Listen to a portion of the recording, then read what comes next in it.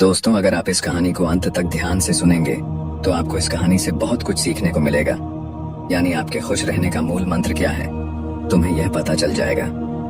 बहुत समय पहले गंगा नदी के किनारे एक पीपल का पेड़ था। पहाड़ों से उतरती गंगा अपने पूरे वेग से बह रही थी।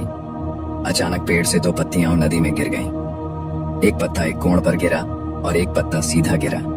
जो पत्ता एक कोण पर गिरा हुआ था वह जिद पर अड़ गया और बोला कि आज चाहे कुछ भी हो जाए, मैं इस नदी को रोक कर रहूंगा। चाहे इसके लिए मुझे अपनी जान ही क्यों न गंवानी पड़े, मैं इसे आगे नहीं बढ़ने दूंगा। वह पत्ता जोर जोर से चिल्लाने लगा कि रुक जाओ, तुम्हें गंगा में आगे नहीं जाने दूंगा। लेकिन नदी अभी भी बह रही थी। नदी को पता भी नहीं था कि कोई पत्ता उसे रोकने की कोशिश कर रहा है। इधर पत्ते की जान खतरे में थी, वह लगातार संघर्ष कर रहे थे। उस पत्ते को नहीं पता था कि बिना लड़े भी उसे उसी जगह जाना है जहां वह थक कर हार कर पहुंचेगा। लेकिन अब और तब के बीच का समय उनके लिए दुहक और दुहक का समय बन गया था। वही दूसरा पत्ता जो सीधा गिरा था, नदी के प्रवाह के साथ बड़े मजे से बह रहा था और वह कह रहा था, चलो गंगा, मैं तुम्हें आज तुम्हारी मंजिल तक पहुंचाऊंगा। चाहे कुछ भी हो जाए, मैं तुम्हारे रास्ते में कोई बाधा नहीं आने दूंगा।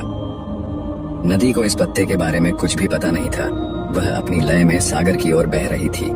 लेकिन यह पत्ता खुश और आनंदित था, क्योंकि उसे ऐसा लग रहा था मानो वह नदी को अपने साथ ले जा रहा हो। तिरछे पत्ते की तरह सीधे पत्ते को भी नहीं पता था कि वह नदी का साथ दे या न दे, नदी वहीं पहुंचेगी जहां उसे जाना है। लेकिन अब और तब के बीच का समय उनके लिए आनंद का समय बन गया था। जो कार्ड नदी से लड़ रहा था उसके पास जीतने का कोई रास्ता नहीं था, और जो कार्ड नदी के साथ बह रहा था उसके पास हारने का कोई रास्ता नहीं था।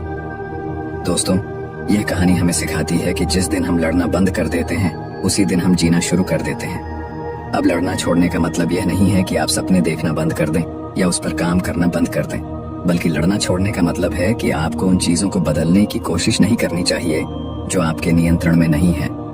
खुश रहने का यही मूल मंत्र है। दूसरों को बदलने की कोशिश में अपना जीवन बर्बाद मत करो, बल्कि खुद को बदलो। दोस्तों, आपको यह कहानी कैसी लगी? कृपया नीचे दिए गए कमेंट बॉक्स में कमेंट करके हमें यह जरूर बताएं। अगर वीडियो पसंद आई हो तो